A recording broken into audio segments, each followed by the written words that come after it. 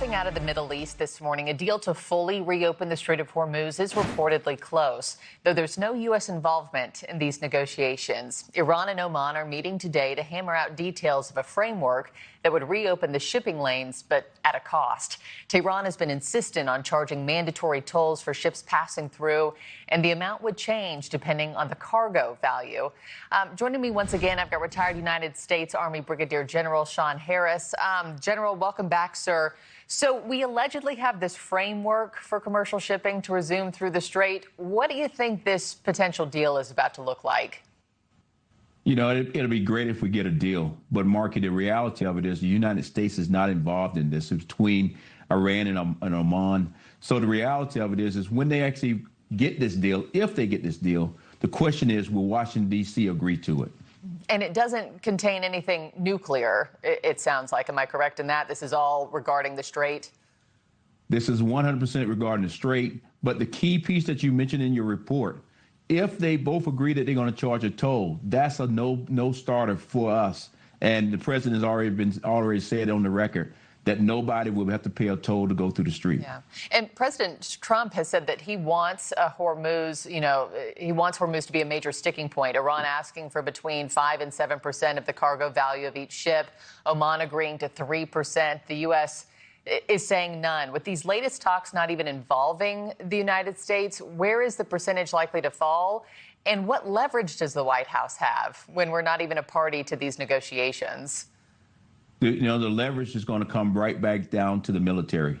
The last 6 nights, we have not had any strikes, which that's a good thing. But the spinoff of it is if this agreement happens and those numbers that you mentioned, those percentages are not zero, then we could get ourselves back into a situation where CENTCOM is dropping bombs again. Yeah. Then you do the math. I think at 7%, that would generate roughly $385 million per day for Iran. I mean, is there a worry that that money would only find its way back to the IRGC and their nuclear programs? 100%. At the end of the day, we have got ourselves in a little bit of a situation where the Strait of Hormuz was open the day before we actually started this war. And then now we're in a situation where Iran has figured out that they could use this as a strategic situation to actually gain money. So I think here in the future, you're going to see the negotiations are going to get real sticky here in the next few weeks. And I know that Lebanese and Israeli negotiators are set to meet for a third day today. Those talks are being brokered by the U.S. in Rome. Israel is refusing to withdraw troops from any villages unless Hezbollah is, quote, fully disarmed. But seeing as the Lebanese government has no control over that group, what's the next step in those negotiations, you think? Yeah, I spent years in Israel and have stood there on the border of Lebanon. And you're exactly right. Lebanon has the country of Lebanon. Lebanon's military has no control over Hezbollah. With that being said, as this negotiation play out, it's going to really take somebody to be able to reach out to that terrorist organization and say, okay, it is time to step down and let Israel and Lebanon come back together and have peace in that particular region. The other thing that you and I were talking about earlier this morning, General, is all this exclusive reporting that just dropped this week saying that the U.S. Army has used up virtually all of its long-range precision missiles. But then the president just came out late last night saying that the United States has a massive amount of weapons in our stockpile. What do you make of the disconnect there?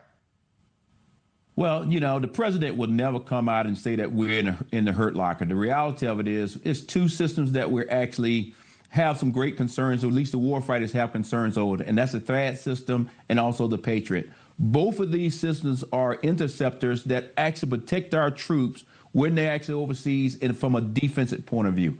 So as the warfighters look at this, if we get back into another strike type situation, we have enough to deal with this war that we're in. However, if China and other places continue to watch and that stockpile keeps going down, it could turn into a long-term problem because you cannot rebuild these systems in a day. Some of them take up to 2 to 5 years to replace them. Lastly, before I let you go, if you were advising the president, what would you tell him next steps should be in this conflict? Our next steps should be 100%. Let's get to agreement with Iran, making sure that we can actually get the Strait of Hormuz back open and then put long-term situations in place, go back and redo the MOU to ensure that both sides understand it. So the next time you kick off your negotiations, everybody's on the same sheet of music and we can keep things peaceful. General Shawn Harris, thank you for your time and your analysis as always, sir. Greatly appreciate you having you on the show. Have a great day. Thank you.